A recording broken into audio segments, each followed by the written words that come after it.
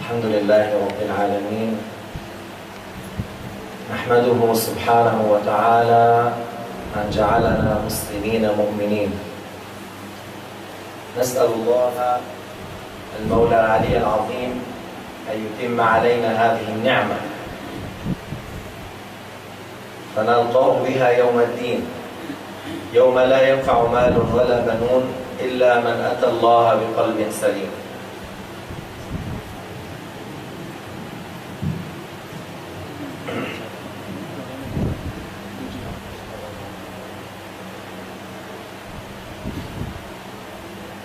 صلوات الله البر الرحيم والملائكة المقربين على سيدنا وحبيبنا وقائدنا وعظيمنا ونور أعيننا محمد عليه أفضل الصلاة وأتم التسليم، وعلى آله وصحبه ومن تبعهم بإحسان إلى يوم الدين. وبعد، يقول ربنا في القرآن الكريم: بسم الله الرحمن الرحيم.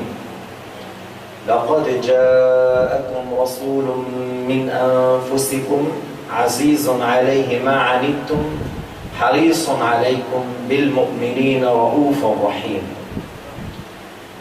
Allah subhanahu wa ta'ala a parlé de Sayyidina Muhammad alayhi salatu wa salam, qu'il a envoyé un messager de parmi nous, c'est-à-dire de parmi les êtres humains, de parmi les Arabes, de parmi la tribu de Quraysh, qui était une tribu élue, le plus élu de toutes les communautés arabes, et que vous connaissez qu'Allah Ta'ala a choisi de Ibrahim, parmi les fils d'Ibrahim, Ismaïl.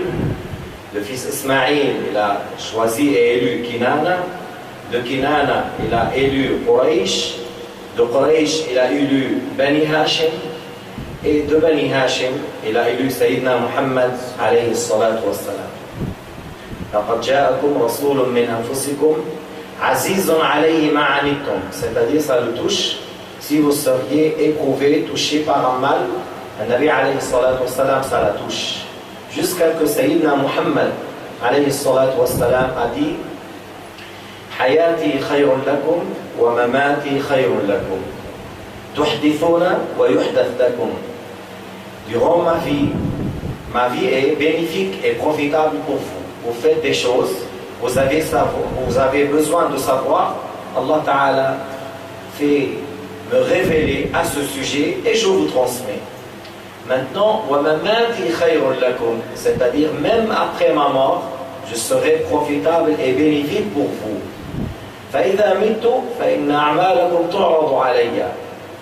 Comme ça a été rapporté dans d'autres hadiths, le vendredi, les anges transmettent à Sayyidina Muhammad.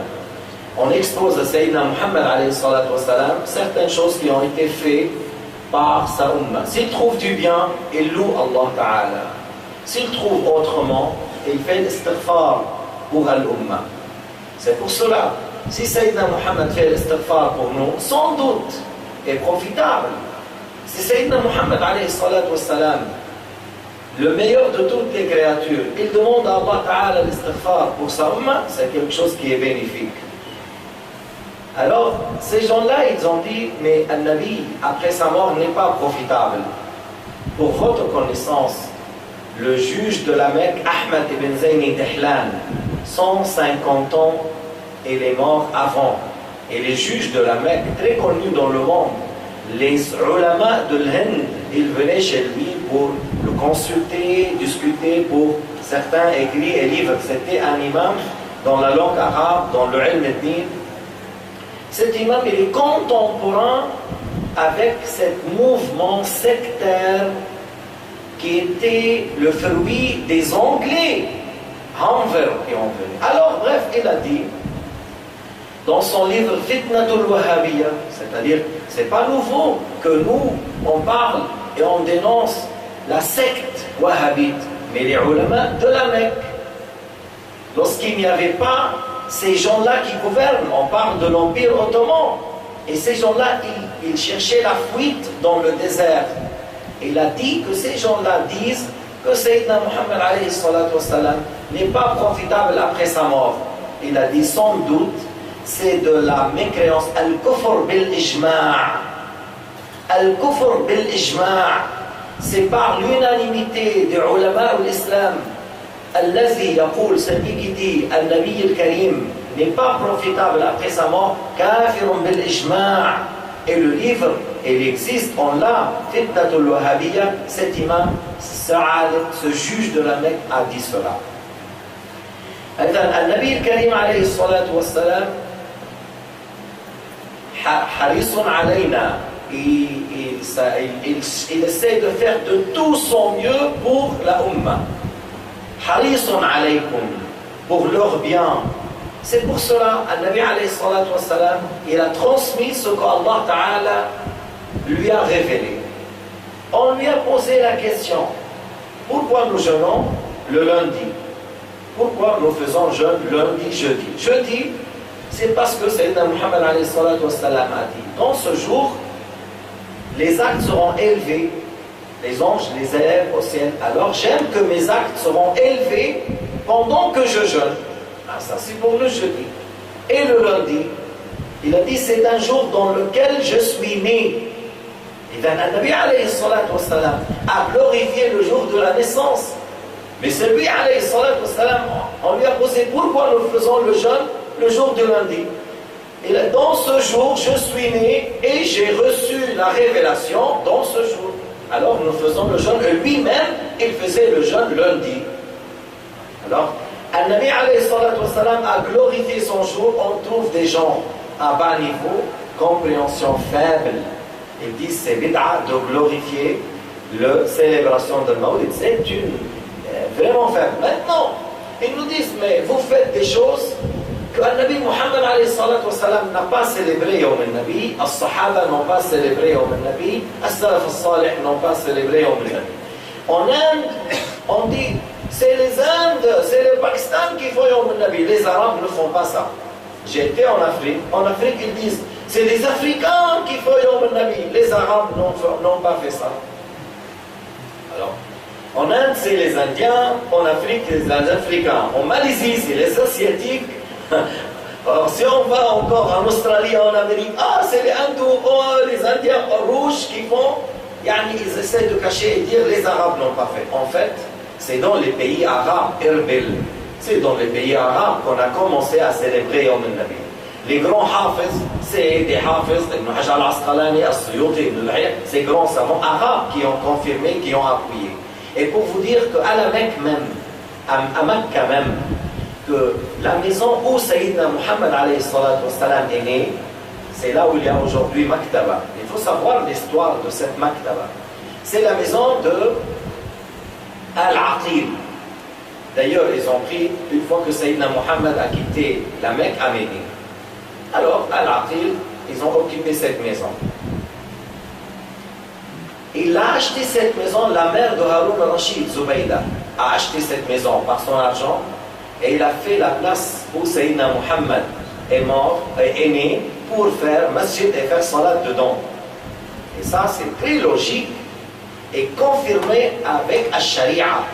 Parce que Sayyidina Muhammad alayhi salatu wassalam, faisant l'Isra ou al-Mi'raj, sans dire tout, il a passé par Bayt Lahm. Jibril alayhi salam dit fais 2 rak'at. Sayyidina Muhammad a fait 2 rak'at. Est-ce que tu sais où tu as prié? Il dit Allahu a'lam. Alors il dit tu as fait la prière à Bayt Lahm, là où Isa alayhi salam est né, la ville natale de Sayyidina Isa. Alors, Al-Nabi al-Karim a fait salat rak'atayn par l'ordre de Jibril, fait 2 rak'at parce que c'est la place où Isa est né.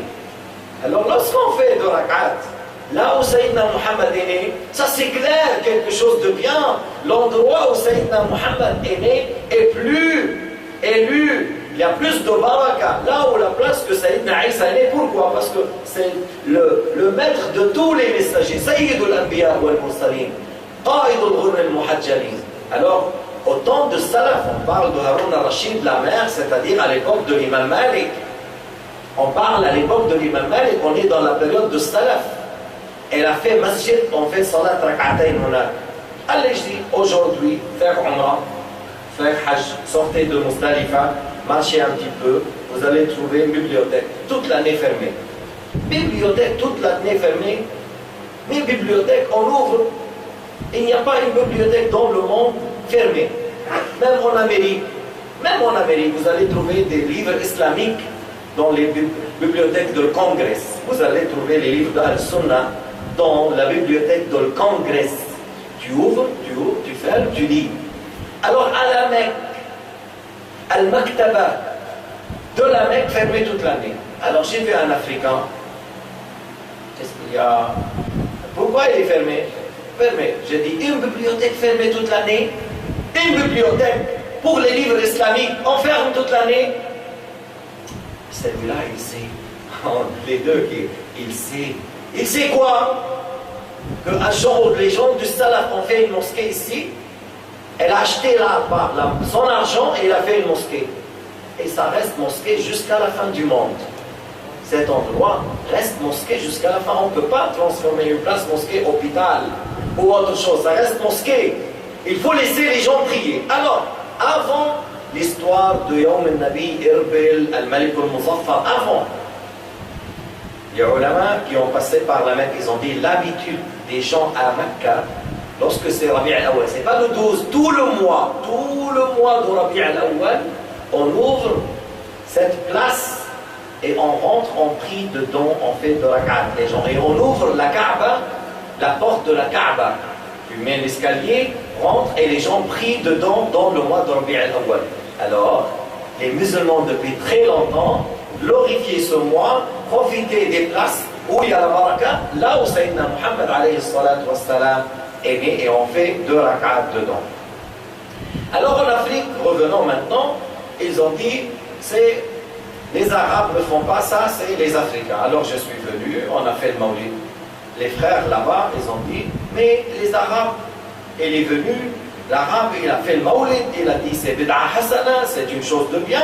Il a dit non, votre Arabe, c'est pas comme l'autre Arabe. Alors maintenant, division entre votre Arabe, c'est pas comme notre Arabe. J'ai dit c'est vrai, c'est vrai.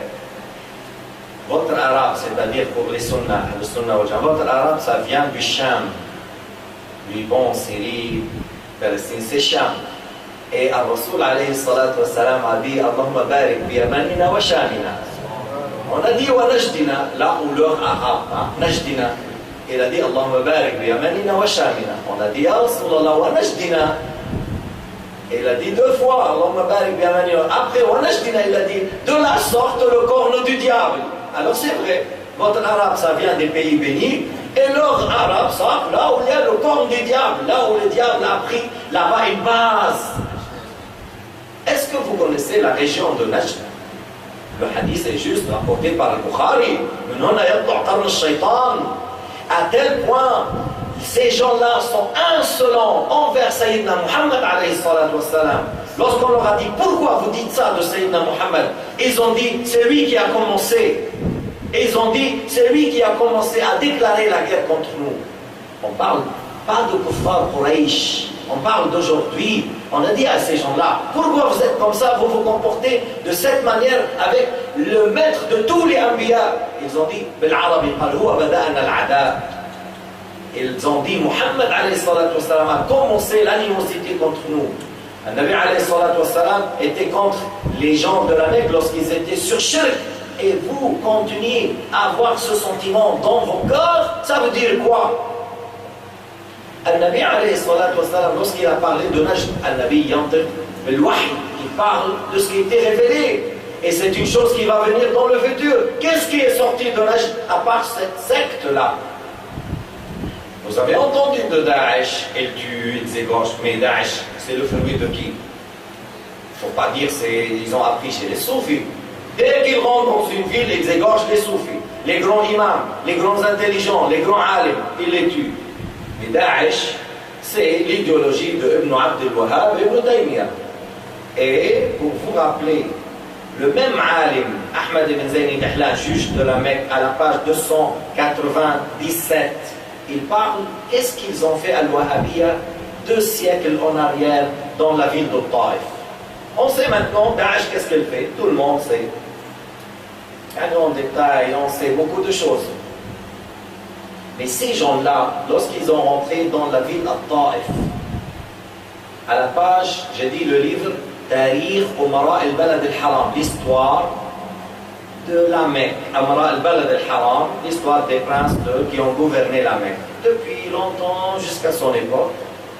À la page 297, qu'est-ce qui s'est passé dans la ville de Taïf par Al-Wahhabiyya? Il a dit, lorsqu'ils ont rentré dans la ville de Taïf, ils ont tué les musulmans en général. Jusqu'ils ont rentré dans les mosquées, ils ont tué ceux qui sont dans le ruku' et dans le sujoud. Ils ont égorgé les enfants sur les mains de leur mère, les enfants. Ils les ont égorgés sur leur mère. Ils ont trouvé 260 avec des fusils. Ils ont fait la ruse. Antum fil aman. Vous êtes en sécurité. Vous savez, lorsque on dit Anta fil aman, tu es en sécurité, on n'a pas le droit de trahir et tuer. Même si c'est un juif, c'est fini. On a donné parole. On n'a pas le droit de trahir. Et ils ont dit ça, ruse. Après, ils ont rentré, ils ont pris et ils les ont tués. 260. Après, ils ont dit, c'est pour cela, jamais tu prends un wahhabi digne de confiance. C'est des traîtres. C'est des gens, tu ne peux pas les prendre comme référence. C'est des traîtres. Il a dit encore, ils ont resté à voler la ville de Taïf 3 mois. C'est pour cela, si on ne prend pas les choses en sérieux, ces gens-là, lorsqu'ils ont senti un peu fort, ils ont voulu prendre le pouvoir à Mali. La première chose, ils ont rentré dans une ville, on peut dire ville des saints, Tombouctou, là où il y a des grands ulama, des grands savants, des maqamats, de awliya, des grands livres très anciens. La première chose qu'ils ont fait, détruire, brûler les kutub de ulama, les manuscrits. Ça, c'est des gens intellectuels. Et ils ont brûlé les manuscrits de ulama ou l'islam. Ils ont rentré en Tunis, là, à un certain moment en Libye, et ils ont fait des bombes pour les tombes des awliya, des sahaba. Si on ne prend pas les choses en main et on ne prend pas l'enseignement comme il le faut, ces gens-là, préparez-vous. La première occasion, ils vous tuent en cherchant d'après eux le paradis. Hein. Ils tuent et pour lui, il va aller au Firdaus. C'est pas au paradis comme ça, au Firdaus, parce qu'ils vous considèrent. Qu'est-ce que vous voulez? Qu'est-ce que vous voulez? S'ils ont imprimé un livre en Arabie Saoudite, intitulé Kitab al-Sunnah, pour l'imam Ahmad, ils ont dit Allah n'a jamais créé une personne aussi nuisible, grave, dangereux, mauvais depuis la création jusqu'à la fin du monde comme Abu Hanifa. Et il a dit il est pire que Iblis, Abu Hanifa. Alors, l'école le plus répandue dans le monde, là où il y a des grands ulama, des grands awliya, des grands soufis, c'est dans l'école hanafite. Là où le sultan Mohammed el-Fatih, qui a conquéri Istanbul à l'âge de 21 ans, il a conquéri Istanbul. Il y a un hadith que le Nabi alayhi salatu wassalam a dit Istanbul, Al-Qistantiniya, va être conquéri par un armée. Quel bon armée, quel bon amir. Qui a dit ça? C'est Sayyidina Rasulullah alayhi salatu wassalam. Ni'ma al-amiru amiruha, wa ni'ma al-jaysh dhalika al-jaysh. Quel amir, quelle armée. Et ce amir était Hanafi. Ce sultan, il suivait Abu Hanifa radiyallahu anhu, ilman wa aqidatan wa fiqhan. Il suivait Abu Hanifa dans le fiqh, dans la croyance, dans le tasawwuf.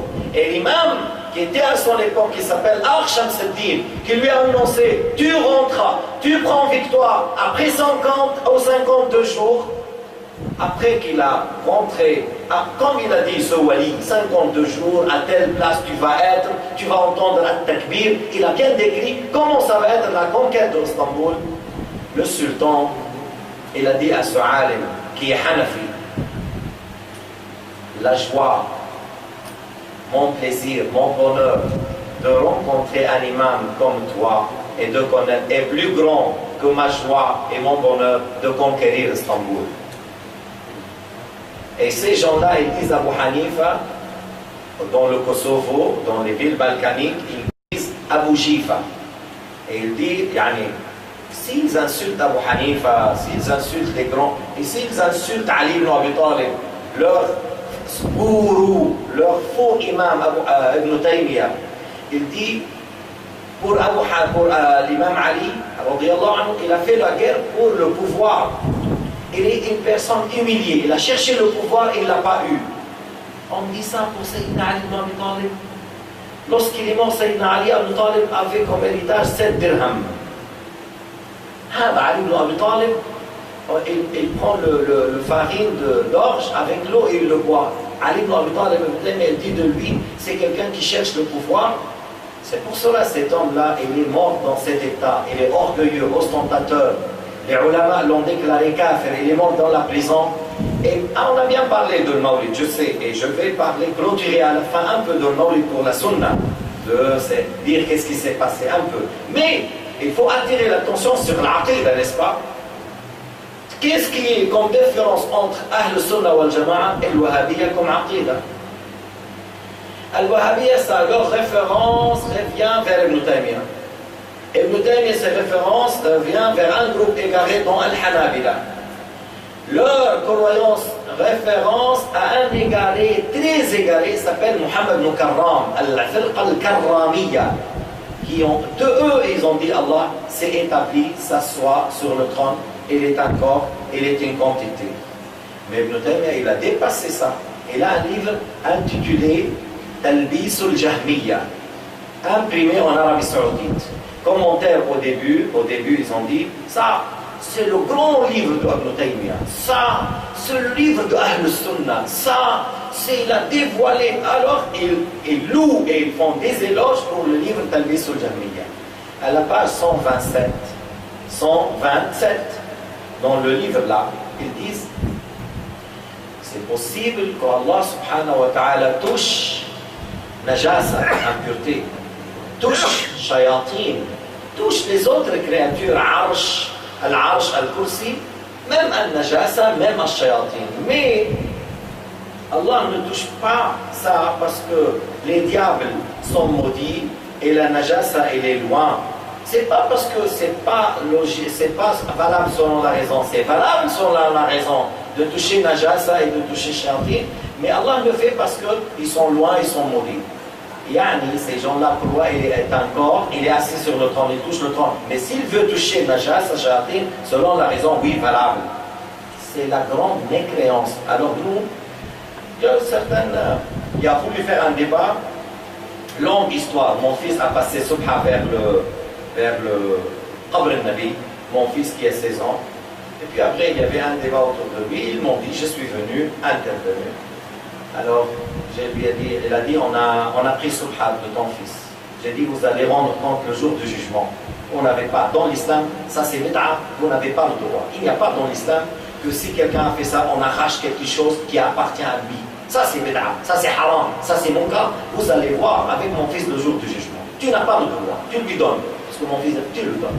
Après, celle-là, on a commencé à débattre. J'ai dit, c'est un livre. Il est chez vous, Talbis al-Jahmiyya. Ramenez-le, on fait débat. Il a téléphoné à la bibliothèque. Elle a dit non. Bon, après long débat, les livres, ils n'ont pas dans la bibliothèque. Pourquoi? Pourquoi? Dans la page 247, dans la page de même livre, 247, ils disent, Ibn Taymiyyah, il rapporte de un égaré Mujassim Uthman ibn Sa'id al-Darimi. Uthman ibn Sa'id al-Darimi Mujassim. Il dit, lorsque Allah sera au-dessus du trône, bi'izzatihi wa jalalihi wa jabarutihi, yafqulu ala al-malaika. Et lorsqu'il est au-dessus du trône, avec sa dignité, sa majesté, il est lourd, il serait lourd sur les anges qui portent, sur les al-malaika qui portent, il tombe à genoux. يرسون على ركبتهم tombe à genoux. فيلهمهم أن يقولوا لا حول ولا قوة إلا بالله. Il leur inspire de dire لا حول ولا قوة إلا بالله. Alors là, il devient léger. Sinon, il a dit, tu as mauvaise croyance et tu crois qu'Allah Ta'ala est un corps assis sur le trône, qui a des membres, qui a des organes, c'est une chose qui va ou à Jahannam. Moi, pour dire jusqu'à maintenant, à Médine même, sans l'air, on a, j'ai dit oui, il m'a dit viens dans mon bureau, on fait, je te fais il m'a ramené un grand de leur imam. Il a pris la fuite, il a dit j'ai un rendez-vous. Il a pris, et après le deuxième, il a dit oui, moi je dis à Rasoul s'asseoir sur le kursi. J'ai dit à Rasoul maqal. Il a dit Allah s'asseoir. J'ai dit à Rasoul maqal. J'ai dit si. Il m'a dit si. Bref. Il m'a dit ce que tu as dit, que Ibn Taymiyyah, il rapporte la parole qu'Allah se met sur le moustique. Il a dit, il a rapporté la parole de Uthman ibn Sa'id. Règle générale, si on rapporte le kufr, on n'a pas fait le kufr. J'ai dit, sauf dans un cas, si on rapporte le kufr. Telle personne a dit, bien sûr, nous on n'a pas mécru. C'est juste. Sauf si on l'a dit pour appuyer. Si on l'a dit pour apprécier, et Ibn Taymiyyah l'a dit pour appuyer et apprécier, et toi tu viens de dire que c'est du kufr. Voilà, et on est parti. Ces gens-là, c'est bizarre hein, lorsqu'ils font semblant qu'ils font débat, parce que vous vous rappelez, leur chef ici, on a fait rendez-vous 10 ans en arrière pour faire un débat. Après, lorsqu'il a entendu qu'on a des arguments de livres, il a dit, moi je suis venu pour dire marhaba, marhaba. Marhaba, marhaba. Les frères, ils ont pris rendez-vous, un débat, caméra, tout ça. Et puis entre eux, il y avait une guerre. Non, ne fais pas débat, tu n'as pas, non. Oui, ouais. Après, il a dit, bon, on fait bid'a. Mais je te réponds demain. Demain, il a enlevé le téléphone pour ça sonne tout le temps sans réponse. Je suis revenu à l'île Maurice, presque 9 ans après. Ils m'ont dit, il accepte le débat. Et j'ai raté une chose, que lui, il a dit, je fais débat créole. Comment? Si tu fais débat créole avec Qari Mansour, moi je comprends. Lui, il maîtrise français, arabe et créole. Il te coince dans tous les côtés, et les gens qui sont là devant vous, ils vont comprendre. Mais moi, j'ai entendu que tu as appris en Arabie Saoudite 4 ans. Tu as fait des livres en arabe. Ah oui, mais vous êtes plus fort en arabe. Mais nous, on cherche la vérité. Tu comprends, les gens comprennent français, tout le monde comprend français. Non, moi je fais créole. Bon, 9 ans après, ils m'ont dit, il a accepté de faire débat. Alors, je suis venu, après regarde au sommet. Il a dit, on fait débat créole. La hawla wa la quwwata illa billah al-ali al-azim. Mais moi, je ne connais pas deux phrases en créole. C'est pas logique, tu veux parler avec quelqu'un qui parle arabe français. Et toi, tu sais arabe français, et même en débat créole. Qu'est-ce que vous voulez? Quelqu'un, il dit, moi je fais avec débat chez Wafa, chinois. Ok, chinois, tu vas faire débat avec moi chinois. Qu'est-ce que je peux connaître moi de chinois? C'est une ruse pour fuir de débat. Fuir de débat, c'est une ruse. Et après, ils lancent des petites choses là et là. On est prêt, on est là. À quel moment ils veulent faire un débat? On est là, on est prêt. Ce n'est pas une question de faire montrer semblant. Et avant de parler de Yom Nabi, on attaque dans le sujet le plus important. Celui qui contredit dans cela, il va à Jahannam, c'est l'Aqida. On parle de ça. On va en débattre dans ce sujet. Et à ce moment-là, on va voir qui suit un Nabi alayhi salatu wassalam, al-Sahaba, al-Tabi'in, al-Khulafa al-Rashidin, al-Aimma al-Arba'a, al-Awliya wal-Salihin. Man hum? On va voir que la croyance de Al-Sunnah wal-Jama'a est conforme avec cette croyance. Hein? Je pense que par cela, on a pris une petite idée et je clôture par le fait que dire Amina, radiyallahu anha, est tombée enceinte et elle a dit, j'ai pas senti que je suis tombée enceinte. Mais quelqu'un dans le rêve, il me dit, est-ce que tu sais que tu es tombée enceinte? C'est comme je dis, je ne sais pas. Après, il a dit, si tu es tombée enceinte avec l'enfant qui va être un nabi de cette umma. Alors, ça m'a confirmé parce qu'elle, elle n'a plus les règles.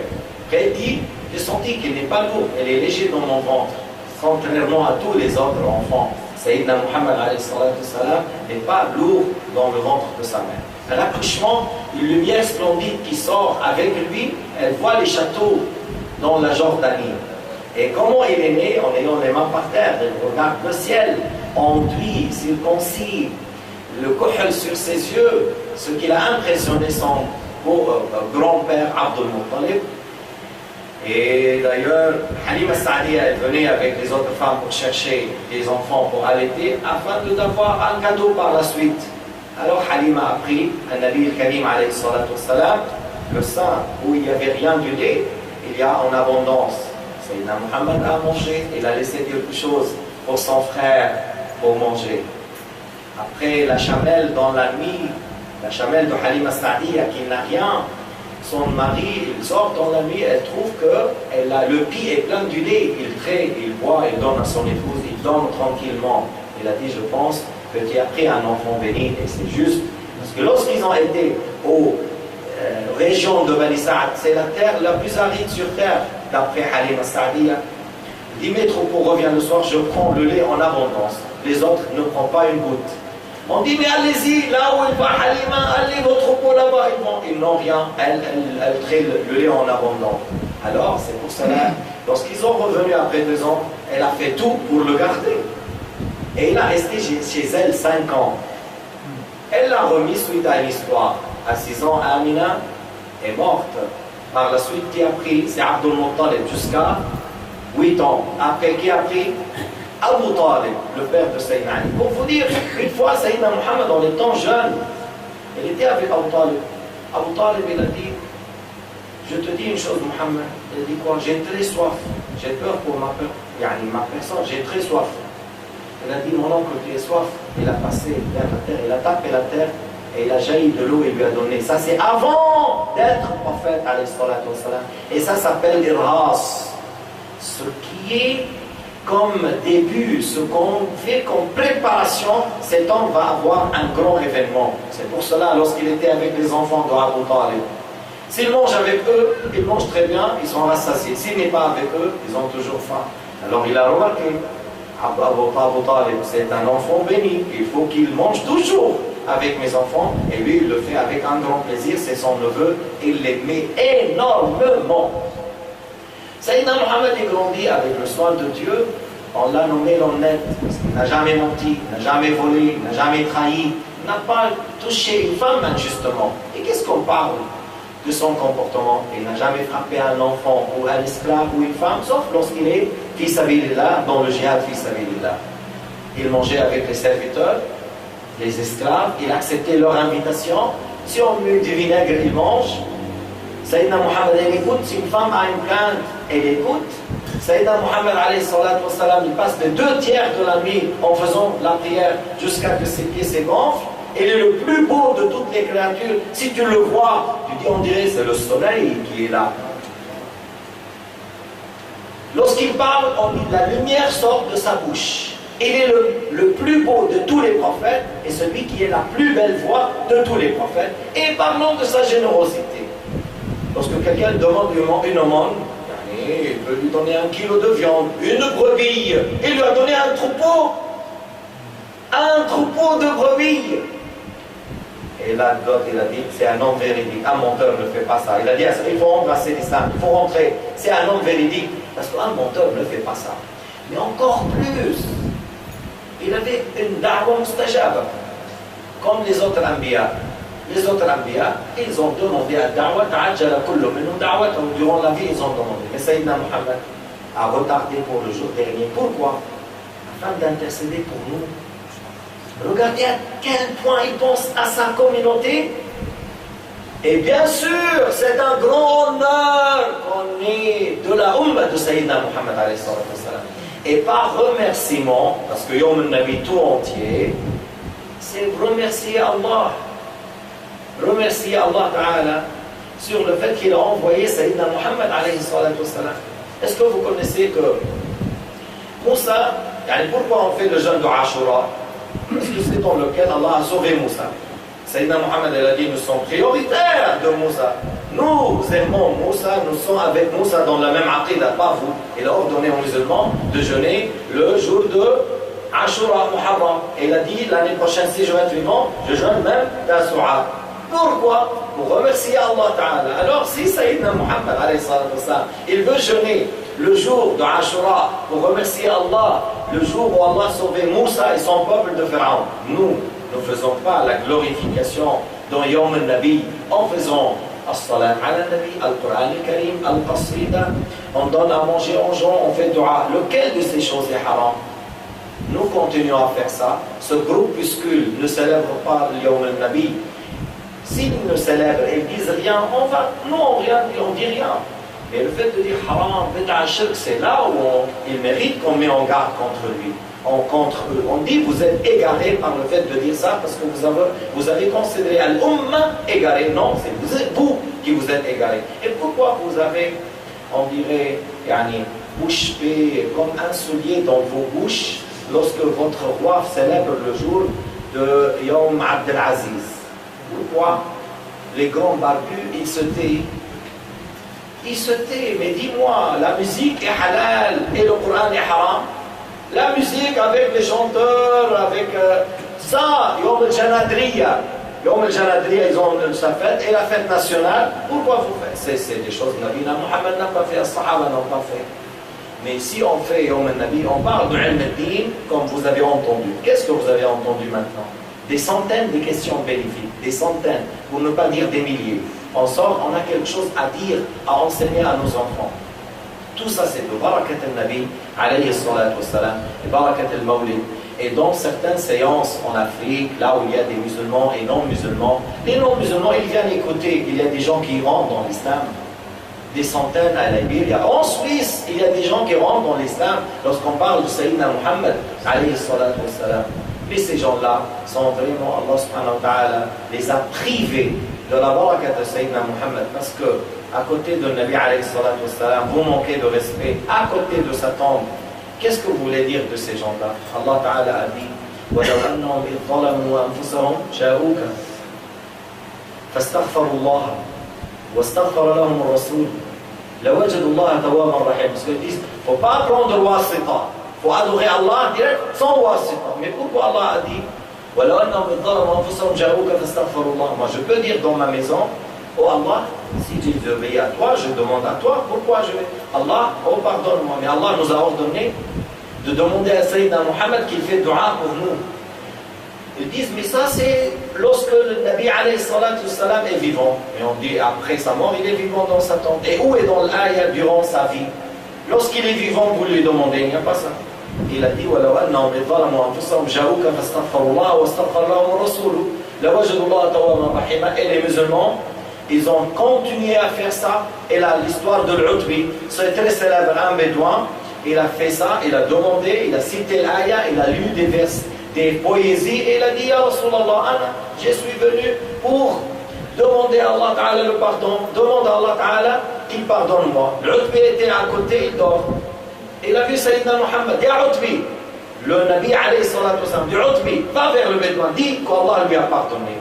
Cette histoire rapportée par, dans le livre Ash-Shifa, l'imam al-Nawawi, une dizaine de ulama ont rapporté cette histoire. C'est pour dire que ces gens-là sont dans l'égarement. Que Dieu le guide, parce qu'on souhaite pour les autres la guider, on ne souhaite pas le mal. Mais sinon, il faut prendre toutes les précautions de les dénoncer et travailler sur nos enfants ensemble avec l'unité, laisser le déchirement et la division. Il faut qu'on sache qui est notre ennemi. Parce que si cet ennemi, un jour, prend pouvoir, un jour a la possibilité de ramener Daesh, et sans tolérance. J'ai eu quelqu'un en Suisse, un Syrien, il avait 24 ans. Il m'a dit, ils m'ont attrapé avec le jeans. Jeans, pantalon, jeans. Moi j'ai un jeans. En Suisse, je porte 60 coups et porté le jeans. 60 coups étaient, ils l'ont donné 60 coups. Vous imaginez d'où vient ça dans l'islam? On voit une personne qui est là pour vous. Alors faites le travail. Je clôture, hein. En Guinée, à Béla, une ville sunnite. Une ville sunnite. Il y avait un Wahhabi, les Wahhabis, ils ont payé pour faire madrasa. Il a essayé de monter sur moi, il a fabriqué des mensonges, après on l'a ramené, on a mis l'enregistreur, il n'a pas voulu parler, ça a été dévoilé. L'école a été vendue aux commerçants pour le riz et le sucre, c'est fini. Bref, dans cette ville qui s'appelle Béla, les Wahhabis, ils ont construit une mosquée, ils ont voulu faire mosquée et école. Ce qu'ils ont fait a été démoli. Les pierres n'ont pas resté dans la ville, ils l'ont jeté dehors de la ville. Et normalement, si ces wahhabites, ils faisaient quelque chose, normalement, les pierres qu'ils mettaient, on jette dans l'océan, ne restent pas sur terre. On a laissé passer, on est dans un maintenant danger. Faites attention, prenez soin de vos enfants, de l'aqida de vos enfants, faites du travail. a envoyé les enfants à apprendre bien l'islam al-aqida pour revenir et mettre fin à ces égards-là. Barakallahu fikum wa ahsanallahu ilaykum wa jazakumullahu khayran. Ko salam sham'i bazmi ila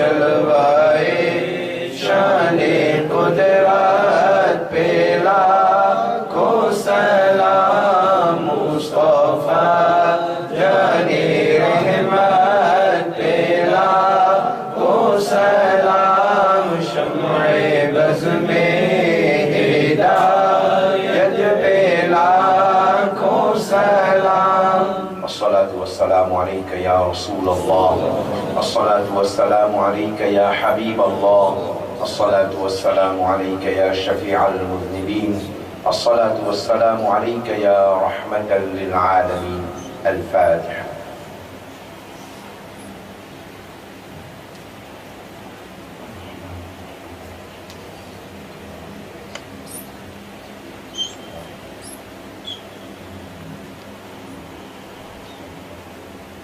الحمد لله رب العالمين وصلى الله على سيدنا محمد الأمين وعلى آله وصحبه والتابعين لهم بإحسان إلى يوم الدين. اللهم اقسم لنا من خشيتك ما تحول به بيننا وبين معاصيك، ومن طاعتك ما تبلغنا به جنتك، ومن اليقين ما تهون به علينا مصائب الدنيا. اللهم متعنا بأسماعنا وأبصارنا وقوتنا ما أحييتنا، واجعله الوارث منا، ولا تجعل مصيبتنا في ديننا، ولا تجعل الدنيا أكبر همنا ولا مبلغ علمنا، وعافنا واعف عنا يا أرحم الراحمين. اللهم سهلنا في هذه الدنيا الفانية، وراغبنا بالآخرة الباقية.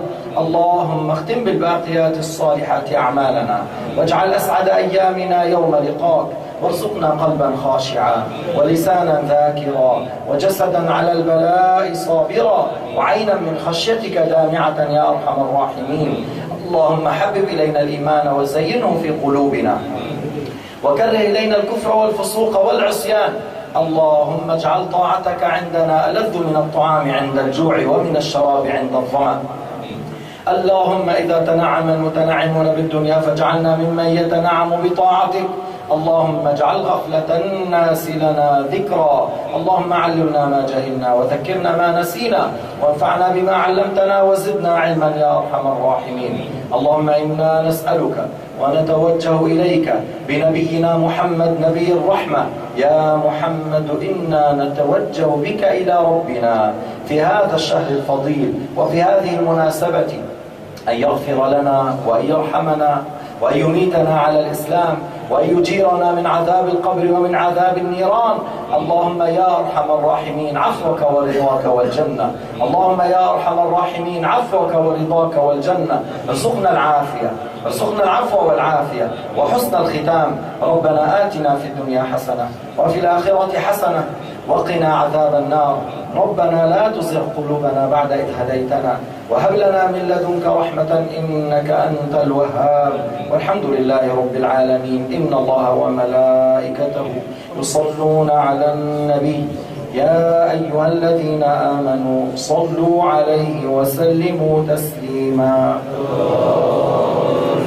صل على سيدنا محمد وعلى آل سيدنا محمد وبارك وسلم ببركة ألا إن أولياء الله لا خوف عليهم ولا هم يحزنون الذين آمنوا وكانوا يتقون.